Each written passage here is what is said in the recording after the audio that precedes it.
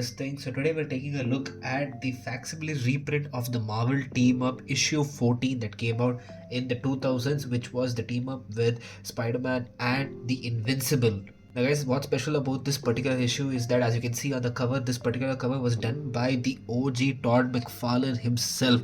Todd McFarlane has finally returned to make Spider-Man on the main cover again, and you can see Spider-Man saying hi Todd, which is kind of like the small callback to the last cover that he did of Spider-Man, which is Spider-Man issue 16, where Spider-Man was swinging in a similar pose saying bye Todd.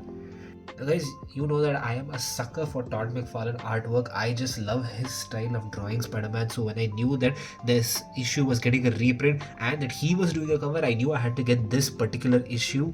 And I am so glad that I picked this up on time, because I am seeing that in a span of just 24 hours after it released, this thing has been completely sold out online and in my local comic book stores, and it is already skyrocketing for insane prices on eBay, man.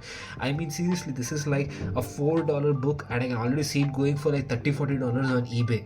It is ridiculous how some modern comic and covers are going insane prices in a span of 48 hours, and especially when I see the trend that's going with Absolute Batman issue 1 that's going all the way up to $400, but I believe in recent times that price has again come down to about $300 to $250, so it is slowly dropping. The peak is slowly dropping, but it's still crazy high for a book that just released a year and a half ago. Anyways, taking a look at this book, as you can see, this has amazing detailing of Spider-Man in his pose. You have the spaghetti webbing, and you also have Invincible here that's all behind Spider-Man. So you can see that Spider-Man is taking majority of the space on this cover, with Invincible just being on the back, even covering the Marvel Team Up logo over here. And you can see him literally saying here, hey, leave some space for me. And you have Spider-Man swinging in saying hi Todd, and you got the classic McFarlane signature over here.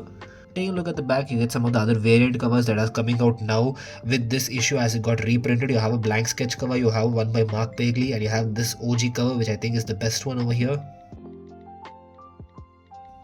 So as taking a look into this book, this is a reprint of the original story that came back in the 2000s, where Spider-Man meets Invincible, and I think this was in between Invincible issue number 32 and 33. This was basically after he and Omni-Man had fought, and Mark was traveling through different universe, and it was at this time when Spider-Man was fighting Doc Ock, when Invincible just gets thrown through a portal and he was crashing into Doc Ock. And as you can see, Spider-Man is having this conversation with Invincible, trying to figure out who he is. He first confuses him to be Nova, which I can understand with the similar color scheme that Nova has in his costume, and with the fact that he can fly as well. And then Mark is going on telling about all that happened and how he had to fight his father, and how he's just super strong and he's trying to get back home because he's worried about his mother. And Spider-Man decides to help him with what he can and decides to take him to the Avengers Towers, because he realizes that Mark is a good person when he first inquired about how Doc Ock was when he crashed into him, as he didn't want to unnecessarily hurt someone, and that was just proof enough for Spidey that Invincible is a good guy. So he takes him over to the Avengers Tower, where first he runs into MJ and Aunt May, who I just now remember that at that time in the 2000s, this was just before the Civil War issues, I think. So that time Peter was living in the Avengers Tower with the Avengers. And apparently they've changed some of the dialogues over here from the original that came out back in the day. They've put some of the new Amazon Prime shows. So I don't remember what was there in the original issue, but I'll just throw up the image so that you can see what was put in originally.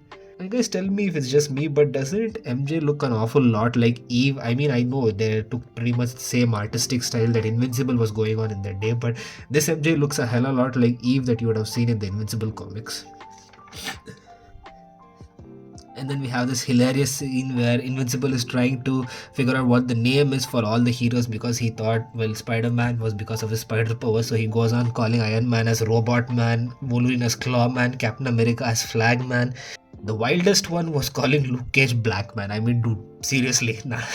After a brief meeting with the Avengers, Spider-Man and Mark swing off to the docks to fight Doc Ock, because that's where they hear he's making rampage. So they go on for a round 2 and they have a small fight, but Invincible gets irritated, and using his super strength, he just chops up all of the tentacles of Doc Ock, rendering him completely useless. And then there's a portal opening, and Invincible says goodbye and heads back to his world. Spidey thinks maybe he should go help, but his web gets cut in the nick of time, and he doesn't go. And then he's like, yeah, what was I thinking? I didn't want to dive in head first.